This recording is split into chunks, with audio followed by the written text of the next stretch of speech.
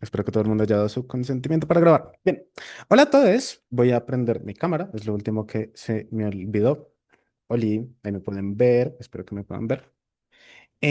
¿Cómo están? Estoy muy contento de dictar este maravilloso taller de criterios de ponderación. Espero también y saludo también a las personas que están viendo la grabación. Espero que les ayude mucho este taller. Igual, si tienen algún tipo de contacto mío o les quedan cualquier tipo de dudas, pues igual pueden acercarse a mí y mandarme un mensajito que yo se los voy a responder.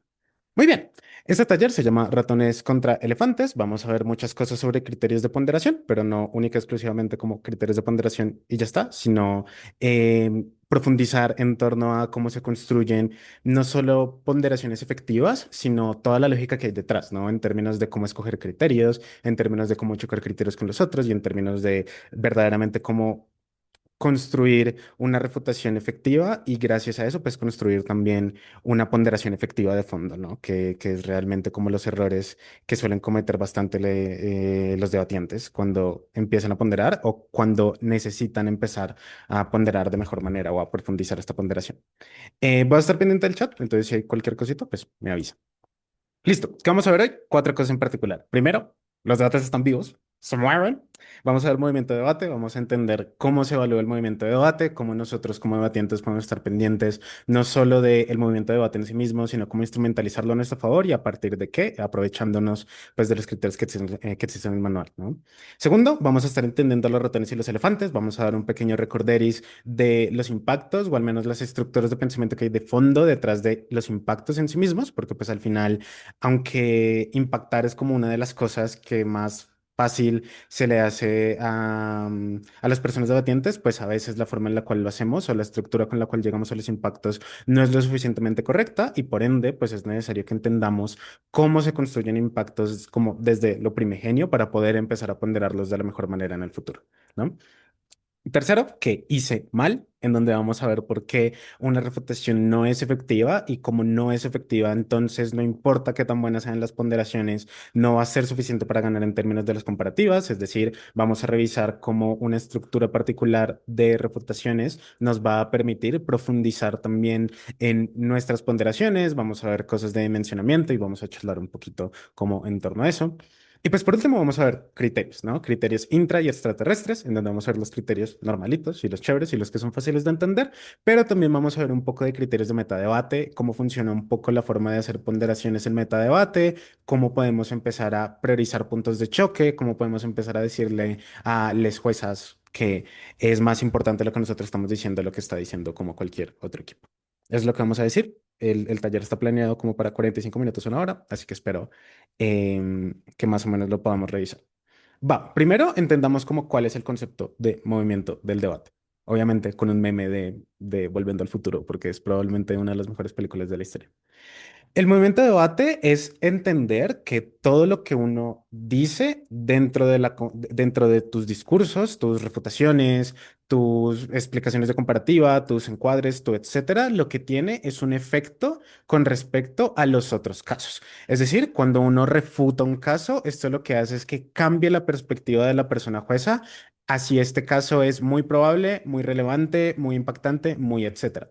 Lo que sucede es que uno para poder estar consciente de qué es lo que está sucediendo en el debate, no tiene que estar muy pendiente de qué es lo que están haciendo las otras personas debatientes y cómo eso que están diciendo está cambiando la comparativa o a su favor o en nuestra contra o a favor de otro equipo o a favor de X, ¿no?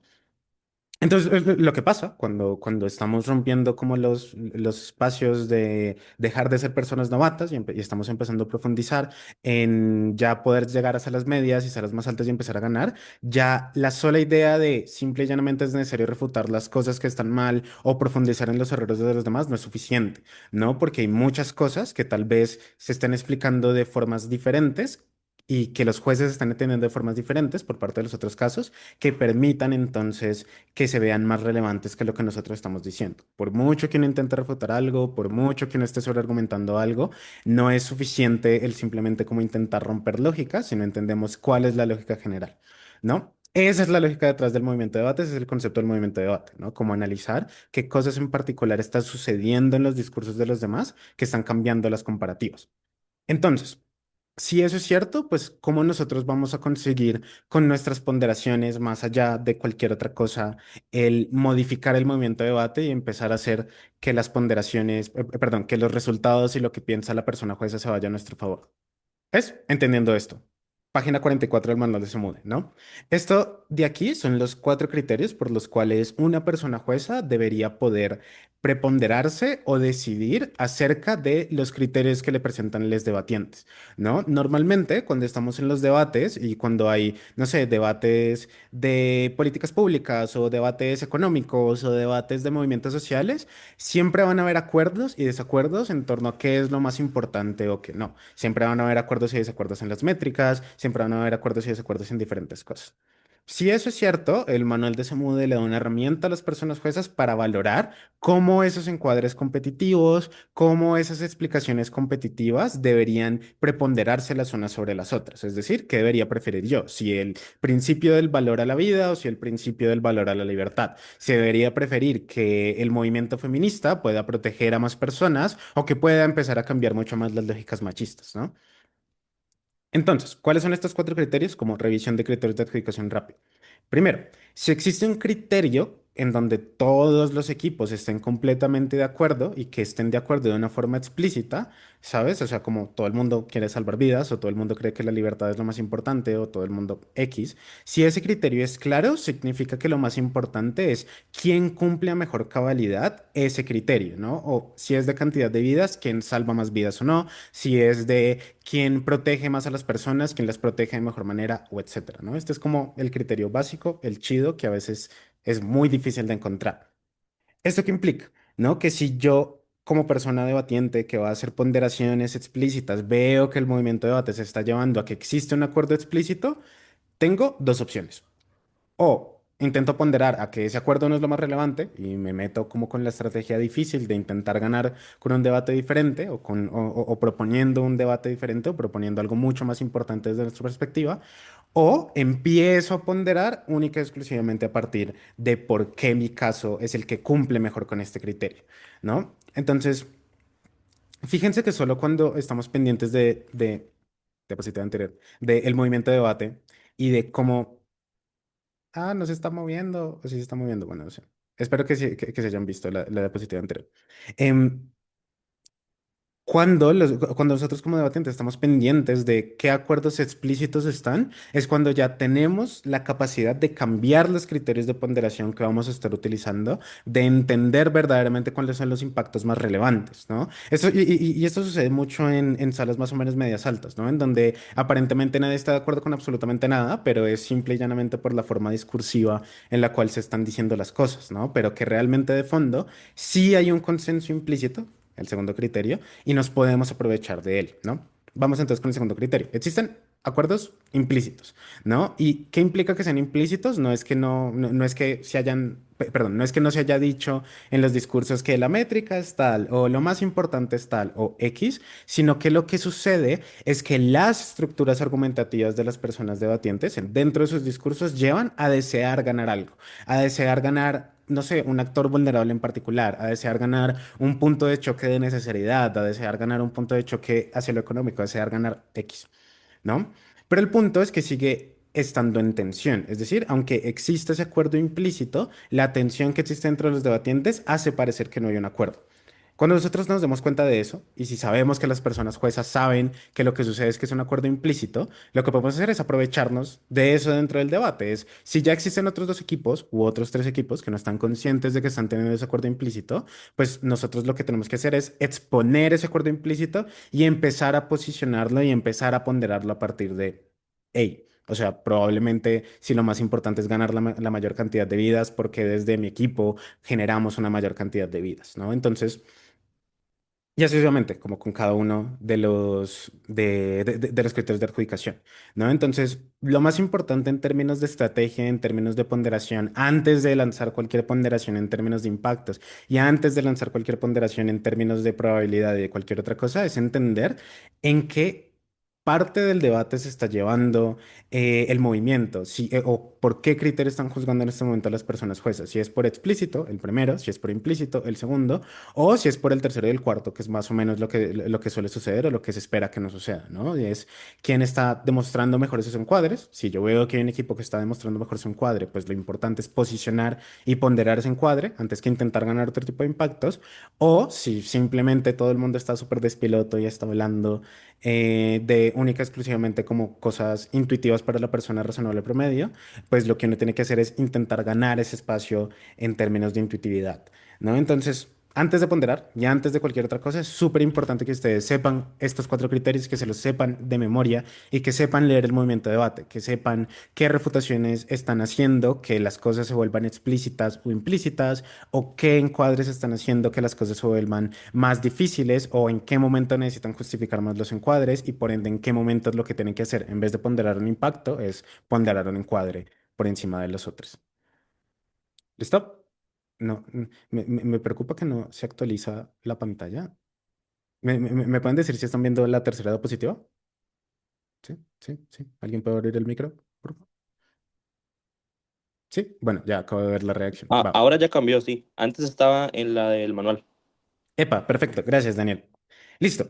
Entonces, ¿esto qué implica? Y ahorita les explico la gráfica rara que hay a la izquierda, ¿no? Que la diferencia entre refutar cosas porque son simple y llanamente cuestionables y atacar los puntos de los cuales dependen que ganemos es la cuestión de revisar qué espacios dentro de las comparativas específicas entre equipos responden a estos cuatro criterios. Es decir, qué cosas están en consenso y por ende, como están en consenso, puedo llegarlas a ponderar por cantidad, por intensidad o por whatever, que lo vamos a ver más adelante, qué cosas están en consenso así sea implícito, entonces tengo que explicar el consenso y luego ponderar, qué cosas tengo que decir porque están mejores probadas o qué cosas tengo que decir porque es más intuitivo, ¿no? Porque de nuevo, de nada sirve contraargumentar o refutar a otra bancada y mitigarla, porque pues las comparativas no se resuelven en torno a eso, ¿no? En torno a por qué lo suyo es poco importante, sino por qué lo nuestro es más importante en base a lo que en ambos está sucediendo, en base al criterio con el cual van a juzgar nuestra propia comparativa en particular, ¿no? Ahora sí, la gráfica que está a la izquierda es súper bonita, es algo que desarrolló Cristian Mora hace muchos años ya y es como una forma de visualizar debates de una forma muy rápida, ¿no? Solo que la pongo aquí para explicarles más o menos cómo podemos empezar a chocar impactos antes de seguir a lo siguiente, ¿no? Y es cada uno de estos cuadrantes que ven ahí tiene un argumento, ¿no? Y ese argumento entre más vívido esté el color es porque es mucho más probable y entre más grande esté es porque es mucho más impactante, ¿no? Entonces, lo que van a hacer nuestras ponderaciones es que inclusive aun cuando vemos esta crucecita aquí en donde alta de gobierno tiene un caso medianamente probable y muy impactante, alta de oposición tiene un caso muy poco probado y muy poco impactante, baja de gobierno aparentemente es la que está ganando porque tiene un impacto más o menos bien. O sea, no demasiado impactante, pero sí lo suficientemente relevante, pero al tiempo lo tiene muy bien probado y que baja de oposición está más o menos en lo mismo, pues como aún así nosotros vamos a poder modificar la forma en la cual se está lecturando este debate a partir de diferentes criterios de ponderación y a partir de posicionar la relevancia de ciertos impactos en específico. Esto entonces simplemente lo puse ahí como detallito chistoso y bonito porque era algo que hacíamos en Sdon, o bueno, que se hacía en Sdon cuando yo estaba y era muy chévere. Entonces espero algún día poder desarrollar mejor esta gráfica. Listo. Hablemos de impactos y hablemos de ratones y elefantes. A ver, yo creo que hay un problema en el circuito y ese problema se ha venido y ha venido creciendo mucho por la democratización de la información y es que entre más competitivo se va volviendo el circuito, las personas creen que debatir va más hacia la construcción de argumentos correctos, de impactos correctos, de ponderaciones correctas, de criterios correctos y como que hay estructuras específicas que permitan las cosas. Pero debate no es eso, ¿no? O sea, debate no es sobre decir lo que es correcto, sobre decir lo que es ganador, sino sobre hacerse las preguntas correctas, ¿no? O sea, volvamos a la lógica de fondo de debate, que lo importante es uno comprender los temas a profundidad.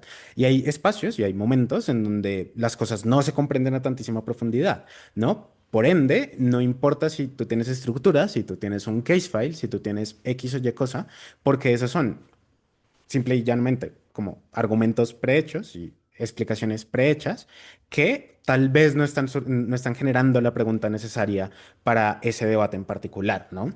Lo mismo sucede con los impactos, ¿cierto? Cuando hablamos de ratones y elefantes, cuando hablamos de impactos pequeños y grandes, cuando hablamos de impactos que se ven marginales pero son muy relevantes o etcétera, estamos hablando de que también es necesario generar justificaciones para esos propios impactos en sí mismos, ¿no? Si debate no es acerca de decir por qué las personas vulnerables siempre están peor, porque es necesario repararles, o por qué probablemente esto va a generar guerra, o porque esto va a generar backlash, o porque esto es malo, porque genera daños para las personas. Si debate no es sobre eso, sino es sobre repetir lo mismo en todas las mociones que nos encontramos, pues entonces es sobre entender la pregunta de fondo de los espíritus de la moción en torno a los impactos. Es decir, empezar a profundizar, empezar a preguntarnos por qué esto es importante, qué tan importante es, en qué escenarios es importante, en qué grado es importante, en qué momento, a quiénes les importa, etcétera, ¿no? Porque normalmente, y lo que suele suceder mucho, ya cuando las personas empiezan a enfrentarse bastante a diferentes mociones y en diferentes torneos y X, es que cuando uno ya tiene las estructuras mentales organizadas de cómo construir un impacto, de cómo lo más importante en esta moción es cómo generamos mejor redistribución de la riqueza, o cómo lo más importante en esta moción es cómo el modelo va a ayudar a redistribuir diferentes cosas, o cómo verdaderamente le generamos pesos y contrapesos a esta medida, o etcétera. Si nosotros ya tenemos eso en la cabeza, empezamos a tener estos saltos en las preguntas. Y el problema con los saltos en las preguntas es que, primero, ignoramos las cosas que son increíblemente importantes, inclusive en términos de impactos, pero segunda, inclusive aun cuando impactemos bien, van a suceder una de dos cosas. U otro equipo va a traer impactos mucho más relevantes y mucho mejor justificados, e inclusive así nosotros tengamos un montón de justificaciones súper efectivas y súper buenas en torno a cómo esto es relevante para el debate, inclusive aún eso sea así, nos van a terminar ganando porque van a tener mejores impactos, pero en segunda, las justificaciones de sus ponderaciones van a ser mucho mejores, ¿no? O sea, eso lo vamos a ver más adelante, pero una parte fundamental de ponderar impactos y de ponderar casos es la construcción de los encuadres de esos casos. Si ustedes no se hacen las preguntas específicas de por qué esto me importa, en qué escenarios, en qué grado, en qué momentos, a quiénes, qué tanto, etcétera, si no se hacen esas preguntas en particular, el nivel de profundización que va a tener su caso, el nivel de solvencia que va a tener el caso va a ser muy bajo y eso va a permitir que les ponderen más fácilmente, ¿no? Entonces, lo que yo les digo y lo que yo les recomiendo siempre es cuando saquen un argumento y cuando estén construyendo sus impactos, empiecen también a profundizar los razonamientos de fondo de esos impactos, ¿no? En torno a, por ejemplo, cuál es el principio de fondo en por qué la redistribución de riqueza nos importa. En torno a, en específico, en qué momentos no es preferible sacrificar la libertad por encima de la seguridad y en qué otros momentos sí. O en qué escenarios las personas sí están dispuestas a vender su información a redes sociales por encima de otro tipo de espacios o etcétera, ¿no? Esto no solo les va a ayudar a profundizar, sino que también les va a ayudar a matizar mucho sus propios impactos y que las cosas no se vean ni sobreimpactadas ni microimpactadas, porque hay muchos rollos como en torno a eso. Entendiendo eso, vamos a revisar lamentablemente solo impactos en consecuencias. Para impactos en principios y ponderaciones en principios, pues hay muchas cosas muy complejas que necesitan un propio taller macro. Si a alguien le interesa y quiere preguntar sobre cómo ponderar principios y sobre cómo construir principios y la relevancia de principios y etcétera, pues me puede poner la preguntita por el chat y lo revisamos un momentico, pero igual se requiere un taller muchísimo más grande. Listo. Para consecuencias hay normalmente 8 criterios u 8 formas de construir impactos. Los vamos a revisar más o menos todos. Luego vamos a ver cómo ustedes pueden traer los que quieran. El primero es cantidad, ¿no? Y yo creo que ese es como el más intuitivo y el más sencillo, ¿no? En torno a un beneficio o un perjuicio de algo que genera la emoción o de algo que nosotros queremos demostrar, impacta a muchas personas o a una gran cantidad de actores o impacta en términos de sociedades enteras o espacios enteros, ¿no? Es decir, que yo puedo explicar y que yo puedo materializar mi impacto en torno a si le genero muchos beneficios a mucha gente, si sean muy pequeños, pues es bueno, ¿no? Es positivo.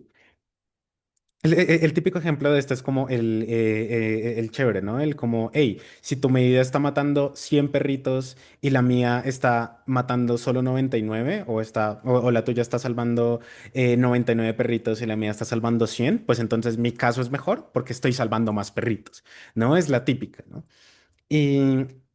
Y algo chistoso como justamente con esta de cantidad, y es que la gente suele olvidarla mucho, ¿no? O sea, como que hay un momento en donde pues ya se volvió sencilla y muy fácil de hacer y de explicar por qué muchas personas, y como que existe un micro sesgo en la mente de los debatientes de decir, hey, pues nada, como que todo el mundo impacta por cantidad, entonces eso no es suficiente o no es importante o no es relevante o no es X, entonces eso lleva a que la gente deje de hacerlo.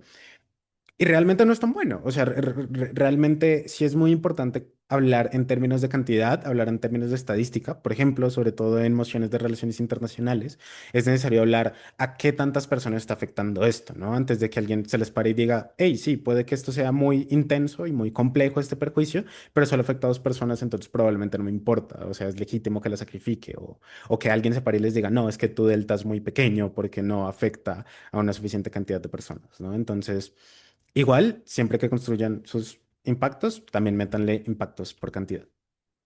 El siguiente es por intensidad y es uno que acompaña mucho el impacto de cantidad, ¿no? Y es, tengo un impacto hacia muchas personas, pero este impacto que hace muchas personas tiene que tener un margen de o dolor o de beneficio. Es decir, no me importa si yo estoy haciéndole un daño a 1 millón de personas y este daño es prácticamente imperceptible, ¿no? O si realmente existe un daño a una sola persona que es infinitamente intenso, pues entonces probablemente es más sencillo para nosotros como ponderarlo por encima de un dolor para muchas personas. Otro ejemplo, sigamos con el ejemplo de perritos y gatitos, ¿no?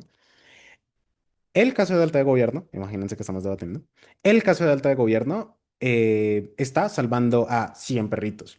Nosotros desde alta de oposición creemos que eso es maravilloso, pero creemos que es ilegítimo que por salvar 100 perritos le estemos cortando la pata a un gatito. Un solo gatito sin una pata va a sufrir tanto durante su vida, mientras camina, mientras charla con otros gatitos, mientras tiene que ir a buscar comida, mientras bla, bla, bla, bla, bla, bla. Ese daño es tan intenso que yo prefiero no tener la medida de gobierno que salva 100 perritos si le genera el daño tan grande a ese solo gatito, ¿no? Entonces, las explicaciones de intensidad normalmente, y además de verse en términos matizados y bien explicados, pues normalmente siempre van en torno a hablar en este tipo de grados, ¿no? Y fíjense cómo ya empezamos a comparar y a ponderar estos espacios de cantidad y de intensidad, ¿no? En torno a justificar porque esta intensidad es mayor y porque se compara de mejor manera con términos de cantidad, ¿no? Entonces, también cuando construyen intensidad, mírenlo en términos de márgenes. Listo, siguiente, por vulnerabilidad. Y esto es como súper típico, súper clásico, ¿no? Y es, existe un, ¿un qué? Un actor específico para el cual el Estado le debe algo o o tiene un deber de reparación en específico con este actor en específico en términos de vulnerabilidad.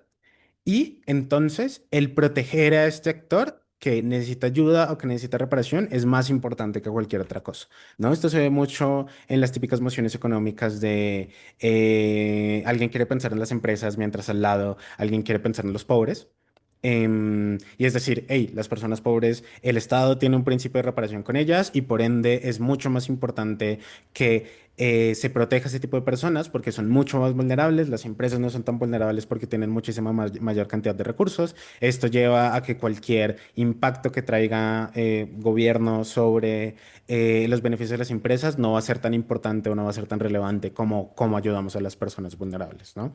Y aquí hay grados, ¿no? Aquí hay grados de los actores, porque igual depende mucho de los encuadres. O sea, hay espacios en donde los vulnerables son los pobres, hay espacios en donde los vulnerables son las empresas, en donde son los niños, en donde no lo son, en donde, etcétera, ¿no? Entonces, si van a construir un impacto y por ende ponderaciones por vulnerabilidad, pues entonces también profundicen los encuadres en torno a por qué este actor está en este espacio de vulnerabilidad en específico. ¿Listo? Antes de continuar, pregunta. ¿Los impactos de cantidad se pueden poner en mociones de actor? O sea, si la casa se va más sí, si la otra casa se ve más beneficiada del actor, ¿no puedo decir que en mi caso afecta positivamente a más gente? Aquí, volvemos a los encuadres, ¿no? O sea, en ese caso en particular, si tú quieres en una moción de actor ganar en términos de por qué el beneficio de lo que está haciendo el actor beneficia a una mayor cantidad de personas, tienes que explicarme por qué al actor actor le importa que exista esa gran cantidad de personas, ¿no? Eso lo vamos a ver más adelante cuando veamos metaimpactos, o, perdón, metaponderaciones. Pero en específico en las mociones de actor, si tú quieres ganar con un impacto de cantidad, ponderándolo por encima de un impacto de intensidad, tienes que explicarme por qué eso es del interés específico del actor, de que le interesa que exista eso para una gran cantidad de personas. No sé si es un líder político, si es no sé, el jefe de un país o algo así, estamos diciendo por qué en sus intereses está eso, pues probablemente, si lo justificas bien, puedes ganar en cantidad en términos de, no sé, salvar más personas, ¿sí? Porque esto es importante, ¿cierto? Listo. El siguiente es certeza. Hace muchos años se le conocía como probabilidad, pero era muy raro, ¿no? El punto de la certeza, y este se utiliza un montón, es en qué tantos casos aplica el impacto que estamos diciendo, ¿no? O en qué margen de probabilidad, si es un 50%, un 30%, un 100%, si es muy incierto, si es infinitamente certero, va a suceder ese impacto, ¿no? Y fíjense que cómo explicamos por qué la certeza nos importa no solo es porque podemos tomar mejores decisiones al futuro, sino porque existe menos probabilidad de que las personas intuitivamente decidan sacrificar eso, ¿no? O sea, si sabemos que existe un perjuicio completamente certero, pues es más probable que deseemos hacer algo con respecto a ello, ¿no? O sea, como para evitar que suceda. Y lo mismo con un beneficio. Si existe un beneficio que es infinitamente certero, pues probablemente nosotros lo que vamos a desear es que este beneficio sea muy bueno en sí mismo y que siempre se manifieste, ¿no? Entonces, siempre también que estén construyendo impactos y siempre que deseen ponderar algo, el hecho de el saber si se aplica para todos los casos o no, eso también aumenta la relevancia de las cosas, eso también aumenta la importancia de las cosas y eso también lleva a que uno de sus impactos se vea mejor o se vea peor. Si se aplica una mayor cantidad de casos y no ciertos casos en exclusiva, pues entonces también es muchísimo mejor ese impacto. Listo. Otros cuatro que suelen ser también muy usados, al menos los dos de arriba, los dos de abajo son dos que les traigo yo a ustedes, que son como más o menos nuevos o que antes se utilizaban mucho y ya no tanto, tristemente.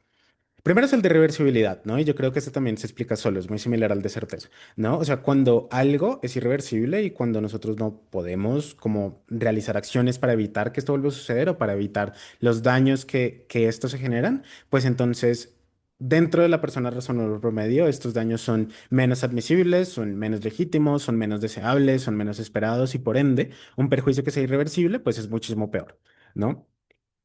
Importante sobre la irreversibilidad. Hay momentos en donde uno simplemente llega y lo pondera y lo posiciona como, es que esto es irreversible y es malo. Y eso no funciona, ¿no? O sea, porque el hecho de uno decir que es irreversible y que intuitivamente uno crea que es irreversible, no significa que, primero, no sea refutable el hecho de que sea irreversible o que se pueda revertir de otras maneras, pero segundo, de que no existan situaciones específicas, momentos específicos o momentos desesperados, digámosles, en donde preferimos esos daños irreversibles por encima de otras cosas, ¿no? Entonces... Si ustedes van a traer un impacto por irreversibilidad y también quieren ponderarlo por irreversibilidad, tienen que profundizar las explicaciones de esa irreversibilidad y las explicaciones de, normalmente en daños, porque esto se aplica sobre todo en daños, de por qué, inclusive si fuese reversible, no me, o sea, inclusive si fuese reversible, el perjuicio sigue siendo tan infinitamente grande que es inasumible, ¿no? Entonces, no dejen el perjuicio irreversible como solo ahí flotando y ya está, sino sigamos profundizando en cómo se ve esta irreversibilidad y porque inclusive si fuese reversible sería tan increíblemente mal, ¿cierto? Listo. Corto y largo plazo. Esto es también como lo típico, ¿no? Y es como, en el corto plazo todas estas personas van a morir y como todas estas personas van a morir, no me importa si en el largo plazo todo está bien, no debería hacerse, ¿no? Y lo mismo la inversa en el largo plazo, ¿no? Es como, en el corto plazo no sabemos las preferencias de las personas y en el largo plazo van a haber muchas más, entonces prefiero salvar más personas en el largo plazo. Y eso es más chido, ¿no? Problemas con ambos encuadres, ¿cierto? O sea, las explicaciones de corto y largo plazo dependen de profundización en el encuadre de por qué me importa tanto el corto o por qué me importa tanto el largo, es decir, de explicar el contexto urgencia en el corto plazo, de explicar por qué el backlash va a ser tan difícil en el corto plazo, de explicar por qué en la generalidad a mí sí me interesa el corto plazo y lo mismo en torno al largo plazo, ¿no? En torno a por qué me interesa tanto el legado o en torno a por qué me interesa tanto este mecanismo de salvar a más personas en el futuro o en torno a diferentes cosas, ¿no?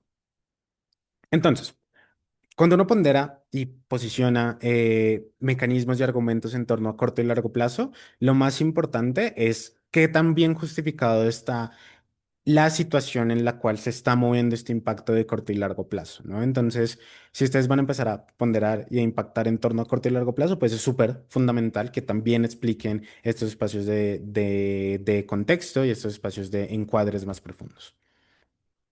Listo. Últimos dos, de la forma más rápida posible. Consentimiento e idoneidad. Sobre el consentimiento. Esto normalmente nosotros lo vemos siempre como principios, ¿no? Como el principio de por qué el consentimiento es bueno en sí mismo, pero también se puede ver directamente como un impacto, ¿no? Esto se ve mucho sobre todo en las mociones políticas, ¿no? Como esta acá se implementaría un tipo de transporte público que utilice la energía de, no sé, de las personas en donde hacen ejercicio para mover el automóvil, ¿no? El impacto de decir de cómo probablemente estas personas, como no tuvieron acceso a la toma de decisiones por parte del Estado para poder implementar este tipo de medidas, como no tuvieron acceso a esa decisión y por ende no pudieron haber dado su consentimiento libre, informado, reversible y los otros dos criterios que en este momento no me acuerdo. Como no existió ese consentimiento, significa que las personas no pudieron tomar una decisión libre y una decisión consciente, y esto lleva a que esta medida en sí misma sea perjuiciosa, ¿no? Que el perjuicio sea infinitamente grande porque las personas no tuvieron la oportunidad de consentir, ¿no?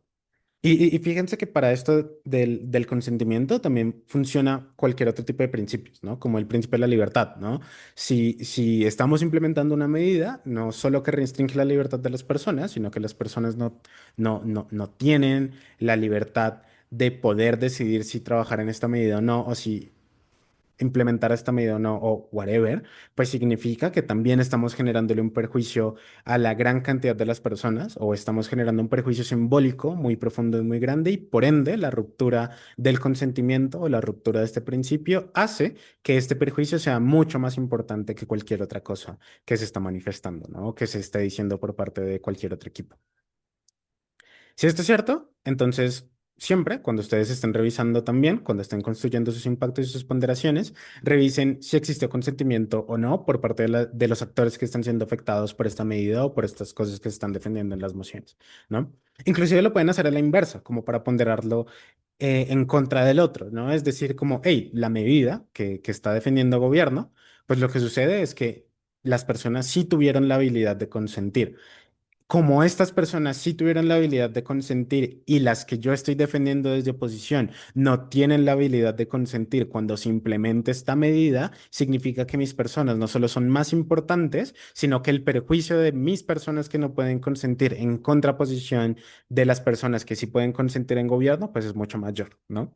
Esto sucede mucho cuando se chocan grados de vulnerabilidad, ¿no? Como cuando hay dos actores en específico, ambos actores son más o menos igual de vulnerables, pues entonces cuál de esos dos actores tiene un margen de consentimiento mayor hacia una medida o no, eso profundiza también el impacto que ustedes pueden traer en torno a cuál de los dos actores está, entre comillas, sufriendo más o está recibiendo un perjuicio más grande. Si el actor no puede consentir en sí mismo, pues tiene un perjuicio más grande, inclusive aun cuando ambos tengan mayores márgenes de vulnerabilidad, ¿no?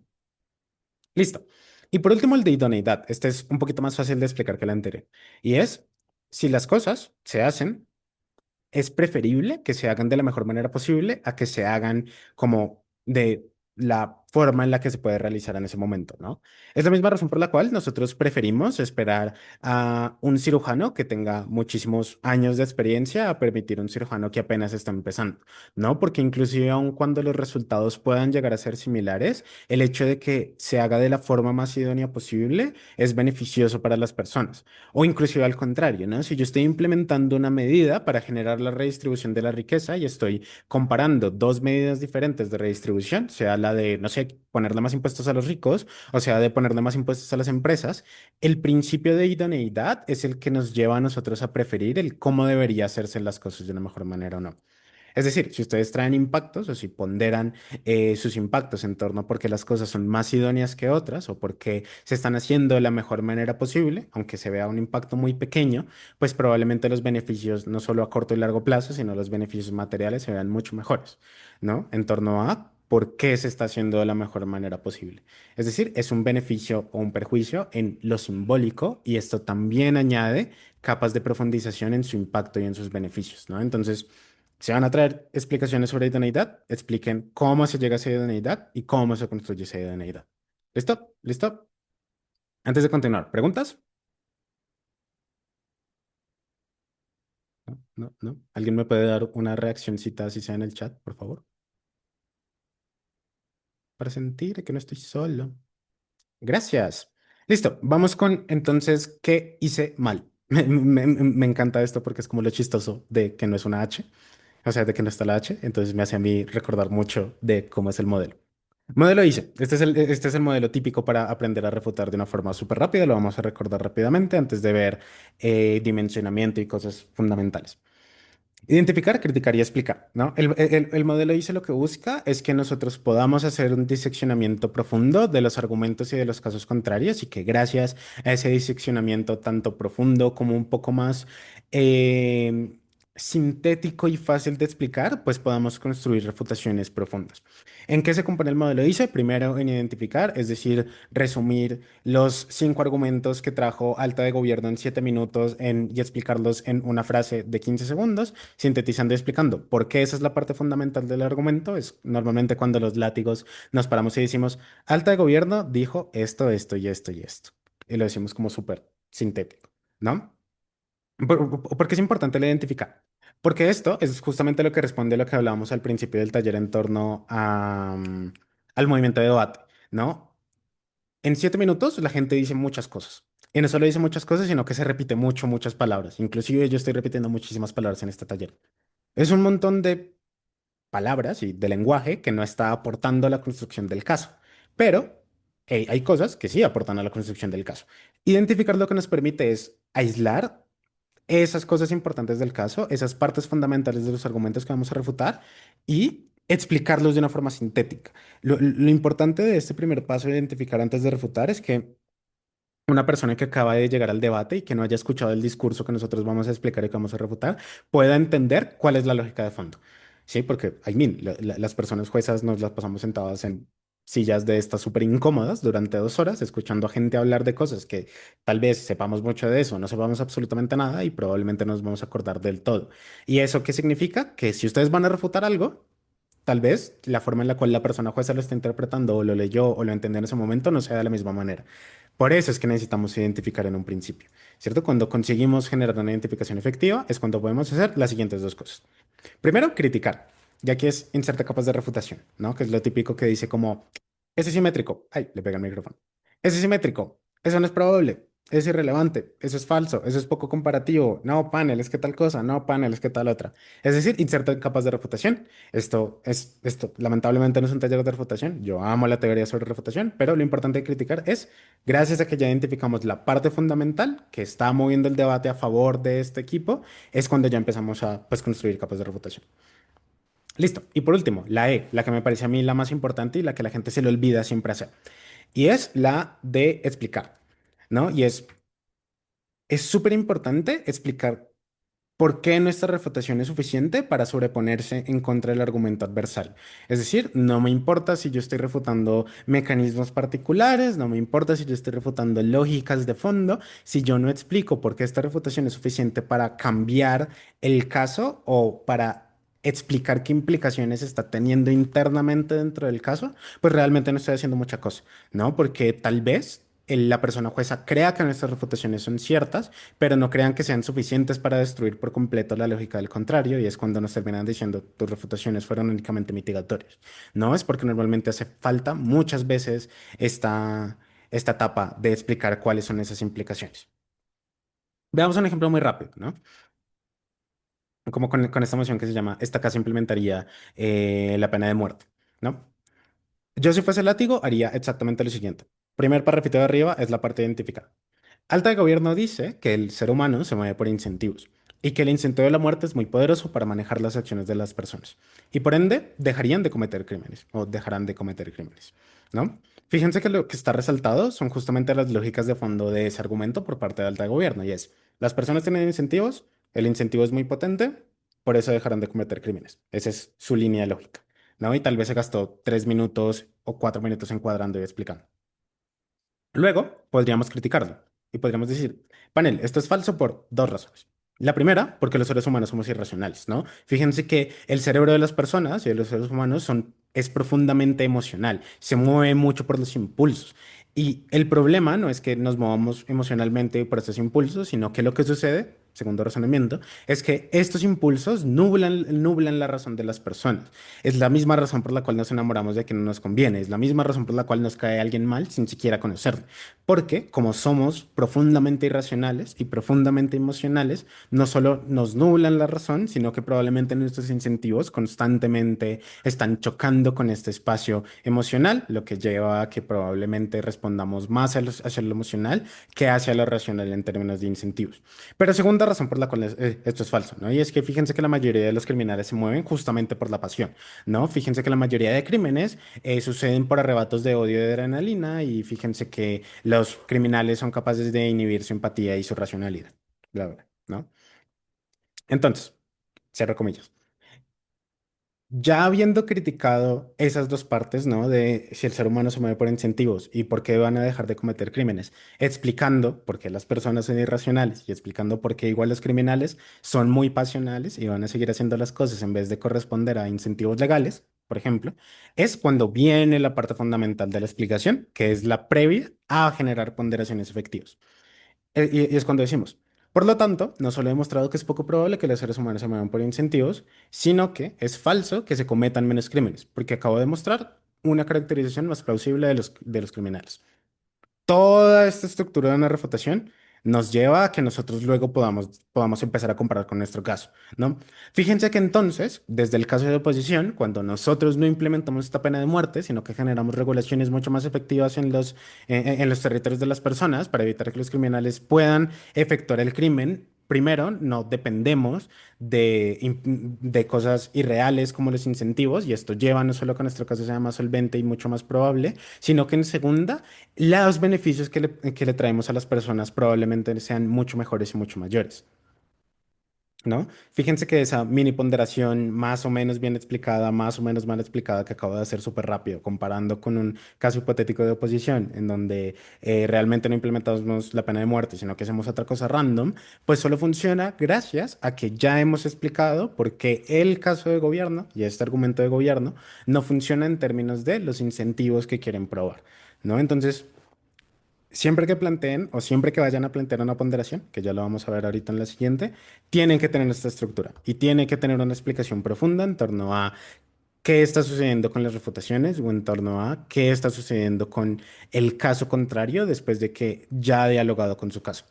A todo este ejercicio se le llama dimensionar, es decir, cuando nosotros ya hicimos engagement con otro caso, cuando nosotros ya chocamos ambos casos y ya sabemos cuáles son las implicaciones de nuestras refutaciones con respecto al caso de los otros y ya podemos empezar a ver el caso contrario de la mejor forma posible, ¿no? Porque no todo se puede refutar, pero sí podemos aprovecharnos de mitigar el caso contrario para luego compararlo con el nuestro y por ende después ponderarlo, ¿no? Si ustedes se saltan directamente a las ponderaciones sin explicarme cuáles son las implicaciones de las refutaciones o del caso que tienen ustedes con respecto al caso de la contraparte, es cuando las ponderaciones dejan de ser efectivas, ¿no? Por eso es que el modelo ICE es tan importante, porque esta parte de explicar al final es la que permite que nuestras ponderaciones entren de mejor manera con respecto a casos contrarios.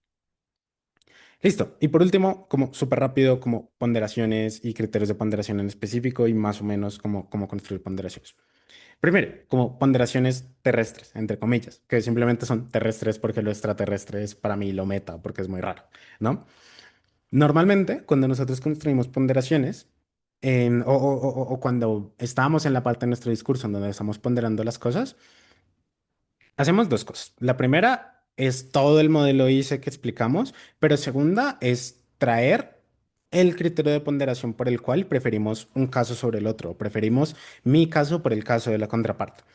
Normalmente, los mismos criterios por los cuales nosotros construimos impactos, que es lo que vimos hace ya como 8 minutos, 10 minutos, no sé, suelen ser los mismos criterios por los cuales nosotros empezamos a generar ponderaciones, ¿no? Entonces, y volvemos a la primera etapa del taller, ¿no? En donde tenemos que reconocer si hay acuerdos explícitos, implícitos, o quién tiene que justificar mejores y cosas intuitivas, ¿no? Después de que nosotros ya hacemos todo el proceso de dimensionamiento, de saber qué hicieron nuestras refutaciones con respecto al caso contrario y de saber diferentes cosas, es cuando nosotros ya podemos empezar a ponderar con criterios en específico con respecto a los criterios en específico que plantean también los otros casos, ¿no? Hay a veces problemas cuando las ponderaciones se vuelven periféricas y es cuando nosotros simple y llanamente tiramos un criterio al azar y ya está, o tiramos el criterio que nos beneficia más a nosotros, pero que eso no responde a la comparativa con respecto al caso contrario, ¿no? Entonces, si el caso contrario ya está lo suficientemente bien explicado de por qué lo más importante es la vulnerabilidad y de por qué el criterio por el cual debería juzgarse este debate es la vulnerabilidad, pues probablemente es más difícil para las personas debatientes el ponderar por intensidad si no entran directamente a chocar con respecto al criterio de vulnerabilidad. Es decir, cuando ustedes ponderen, busquen siempre cuáles son las justificaciones de ponderaciones internas, externas, implícitas, explícitas o lo que sea en los casos contrarios. Y hagan dos cosas. La primera es tomen ese criterio, sea vulnerabilidad, sea intensidad, sea reversibilidad, sea cantidad, sea lo que sea, ganen en ese criterio y luego planteen porque su otro criterio o el actor al que ustedes están más beneficiando o el perjuicio más grande que ustedes están planteando es más relevante en comparativa que con respecto al contrario, ¿no? Entonces, primero decimos, ¿por qué ganamos en más cantidad de personas? Si a alta gobierno le interesa tanto la cantidad de personas, porque ganamos nosotros también en esa gran cantidad de personas. Pero en segunda, porque inclusive si no ganásemos en la cantidad de personas, porque ganamos entonces en cuidar a las personas más vulnerables, ¿no? Entonces, entonces, cuando ustedes hagan eso y cuando ya sepan qué criterios utilizar es cuando ya empiezan a construir la refutación, ¿no? O cuando ya empiezan a, perdón, a construir la ponderación. ¿De qué manera podemos justificar qué X criterios de ponderación más importante? Lo vemos en el siguiente, ¿no? Em, entonces, cuando ustedes ya hayan encontrado cuáles son esos dos criterios, es cuando ustedes ya empiezan a decir, bueno, vamos a ponderar por probabilidad, ya sabiendo que lo importante es la probabilidad porque ambos casos quieren ganar por probabilidad, y luego explican por qué tienen mayor cantidad de personas, con diferentes mecanismos. Aquí empiezan a mecanizar la ponderación, ¿no? Entonces, volvamos a la idea de la,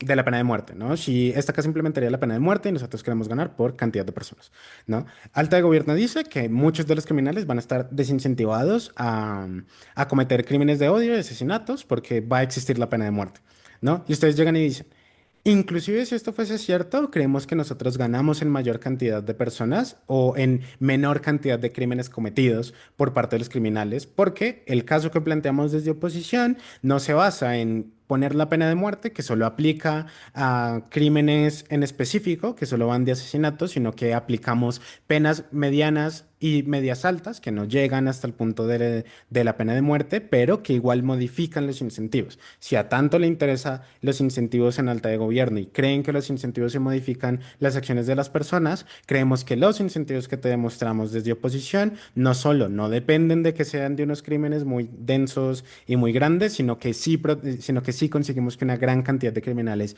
dejen de hacerlo y que estos crímenes son, no sé, como son medios y como son más bajos y como las medias ahora empiezan a ser medias y altas y empiezan a ser más complejas y más densas para estos criminales, pues gracias a la propia lógica de gobierno nosotros conseguimos que más criminales dejen de hacer crímenes, ¿no? Entonces ahí estamos ganando el criterio de intensidad. Perdón, de cantidad. Pero inclusive si eso fuera cierto, creemos que existe un problema muy grande en la Cámara de Alta de Gobierno en torno a en torno a implementar esta medida, porque creemos que el valor simbólico que existe es completamente irreversible tanto para los criminales como para los no criminales. La ruptura de la confianza en el sistema de justicia, el hecho de no saber si en algún momento van a implementar penas más complejas, el hecho de que ahora los criminales tienen mayores incentivos a esconderse o a no dar información o a no conciliar con las personas, todos todos estos daños son irreversibles y surgen entonces de la medida y de las explicaciones de gobierno. Ergo, esto es un daño increíblemente más perjudicial y que no es asumible en la comparativa justamente por un criterio de reversibilidad, ¿no? Entonces, ¿tienen claro el criterio con respecto a qué es lo que le interesa a ambos equipos en la comparativa? Me explican cuál es ese criterio y luego ganan en ese criterio con diferentes mecanizaciones. Listo. Ahora, la respuesta a la que ponía Lucy en el chat, ¿no? Que de qué manera podemos justificar que X criterio es más importante que otro. Y es con el meta. Y entendiendo el movimiento de debate en meta, ¿no? Y, y esto es muy extraterrestre, porque yo creo que el meta ha dañado mucho el circuito. Pero lo que sucede es que cuando nosotros estamos en espacios en donde existen encuadres completamente diferentes y lo importante entonces es la propia justificación de esos encuadres, para poder justificar qué criterio de ponderación es mejor o no, es cuando nos vamos a estos criterios de ponderación en meta, ¿no? Por ejemplo, vamos con las explicaciones de principios que nos permite entender esto de una forma más fácil, ¿no? El principio, por ejemplo, de por qué nosotros a las personas nos permite tener información o nos gusta tener información, no sé, en nuestros teléfonos o en protegernos a nosotros mismos o el derecho a la privacidad y etcétera, ¿sí?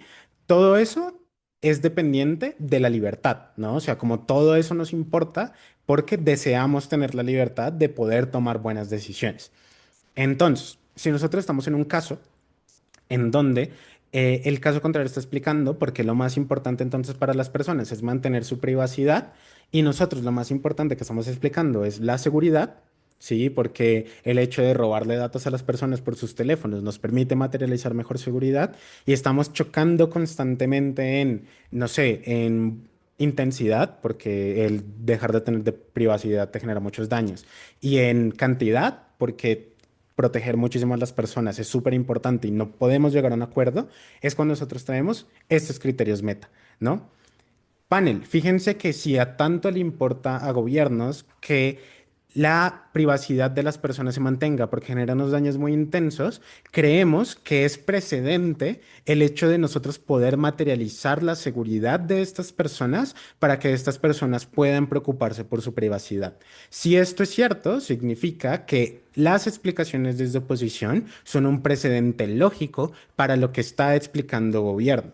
Si esto es cierto, entonces preferimos el caso de baja de oposición, en donde no solo te explicamos por qué existen mayores márgenes de seguridad, sino que esta seguridad materializa de mejor manera el caso de gobierno, porque sin esta seguridad que te planteamos desde baja de oposición, es imposible conseguir la privacidad que tanto le interesa al alta de gobierno, ¿no?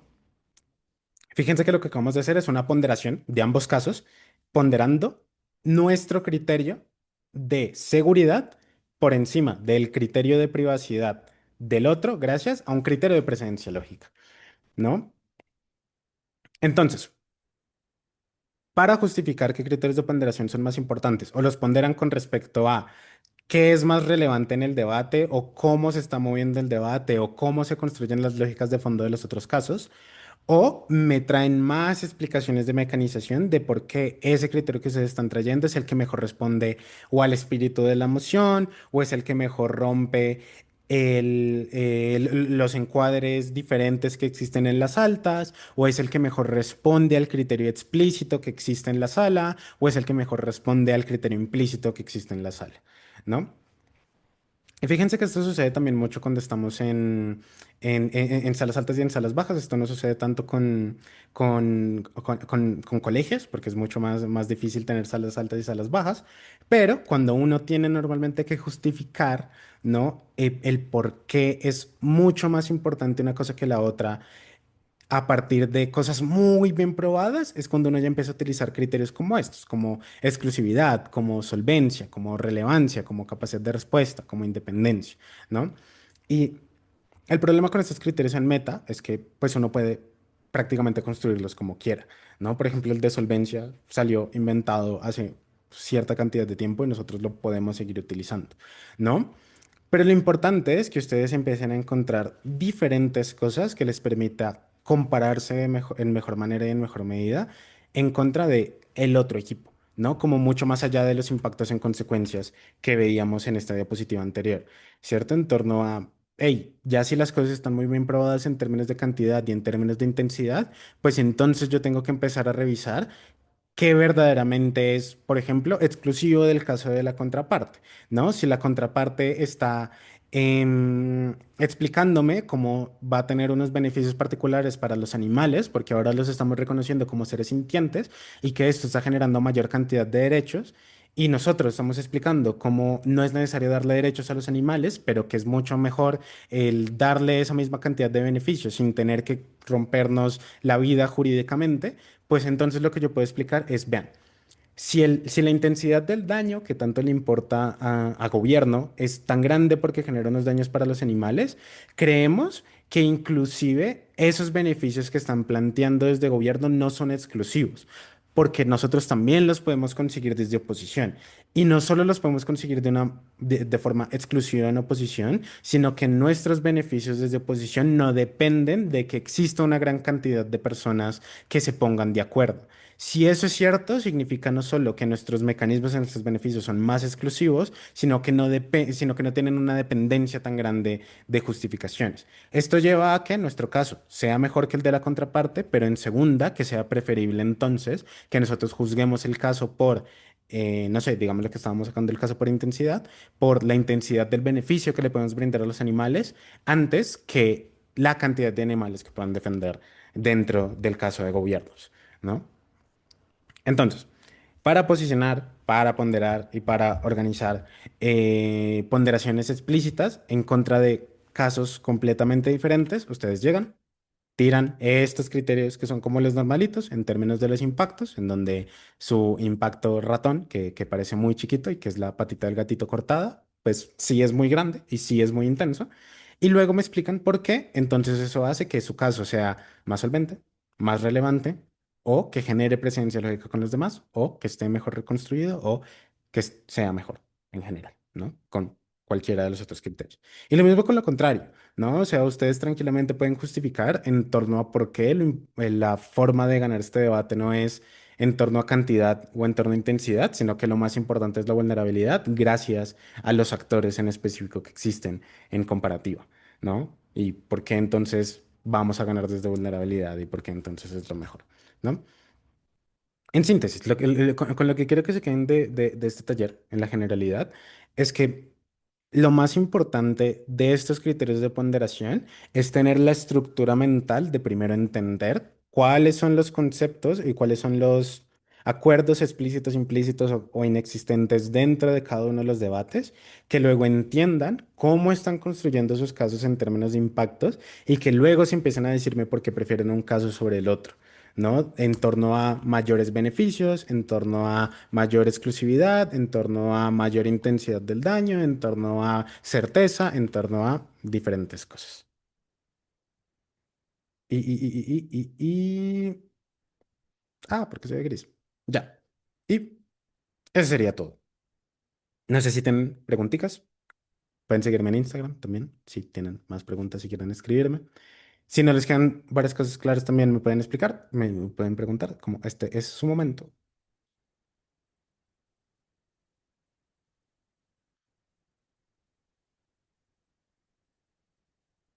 O sea, alguna emoción en particular o algo así.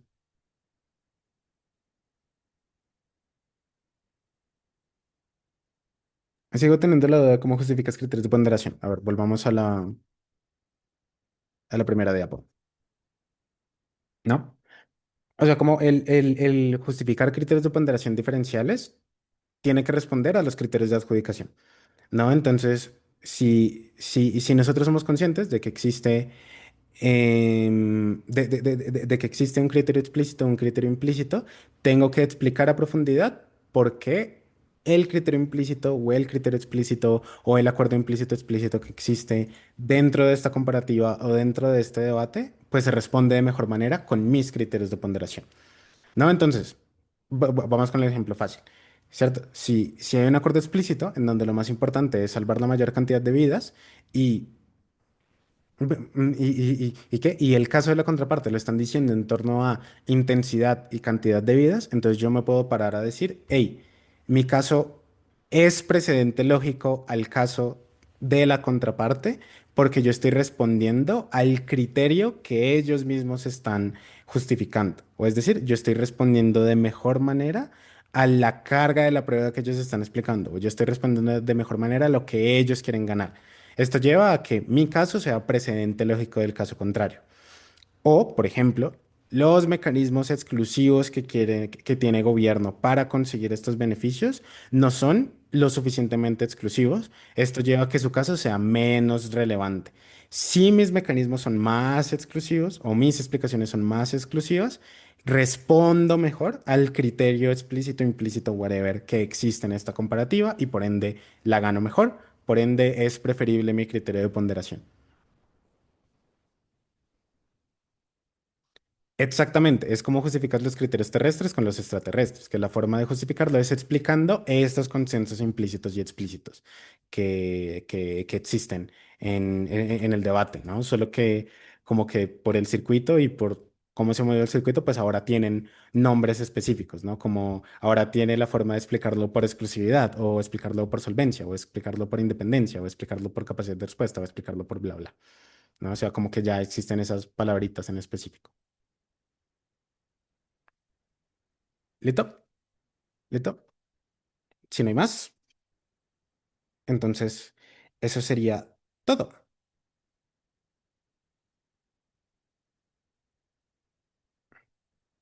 ¿Listo?